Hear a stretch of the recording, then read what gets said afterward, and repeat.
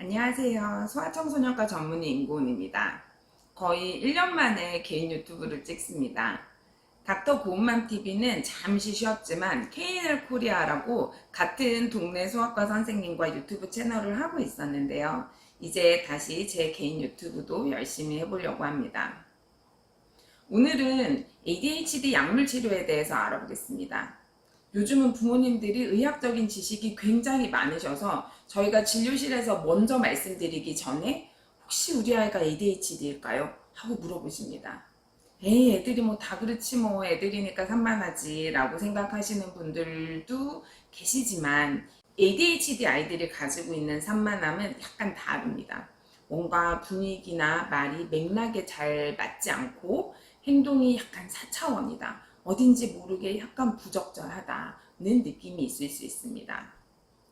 과잉 행동이 없는 조용한 ADHD, 흔히 우리가 ADD라고 하는데요. 요즘 부모님들은 심지어 우리 아이가 ADD인 것 같아요 라고 하고 진료실에서 상담을 요청하시기도 하십니다.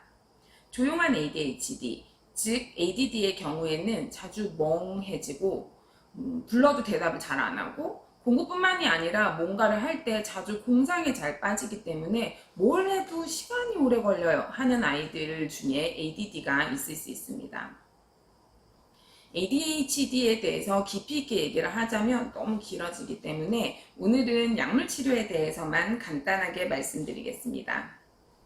ADHD 약은 그 성분으로 보자면 크게 두 가지입니다.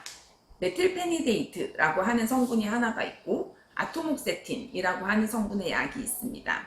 주로는 메틸페니데이트를 쓰는데 약 이름으로는 가장 대표적인 게 콘서타, 메타데이트, 비스펜틴, 페니드 이런 약들이 있습니다.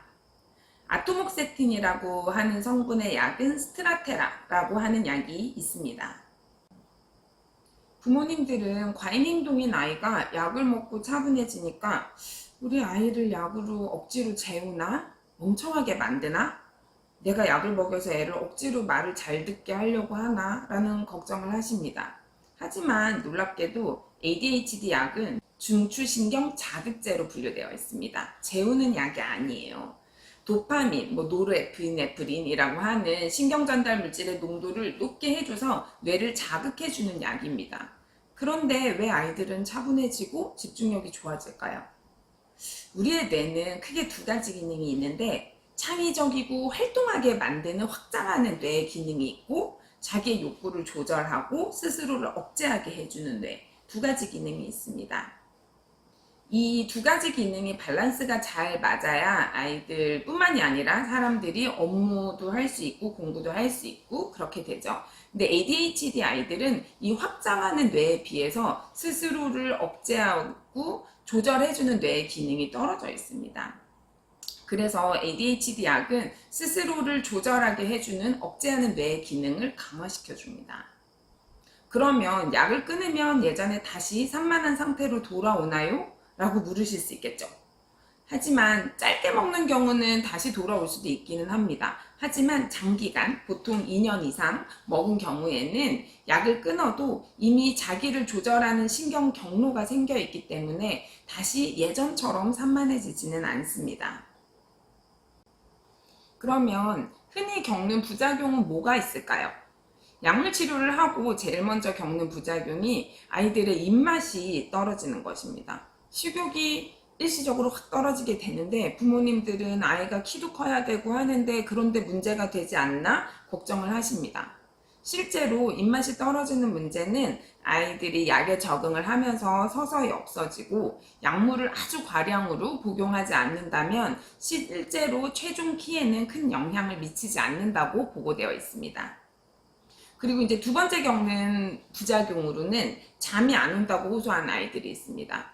그래서 저희는 ADHD 약은 가능하면 오전에 먹기를 권하는데 실제로 ADHD 아이들이 워낙 ADHD 자체가 수면 패턴이 불규칙해서 오히려 약을 먹으면서 생활이 규칙적으로 변하면서 자는 시간이 일정해지는 경우도 많습니다. ADHD 때문이든 약 때문이든 수면에 너무 영향을 많이 받으면 경우에 따라서는 멜라토닌 같은 수면 보조제를 처방해 드리기도 합니다. 약전에 보면 심혈관계 부작용이 있을 수 있다고 되어 있는데 혈압이나 맥박수를 조금 올릴 수 있다고 되어 있습니다.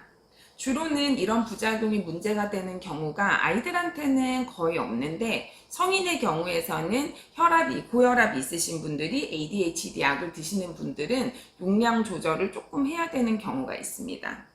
하지만 어른이든 아이들이든 심각한 심장 질환이 있지 않고서는 약물로 인한 심장 부작용은 그렇게 크게 걱정하지 않으셔도 되겠습니다.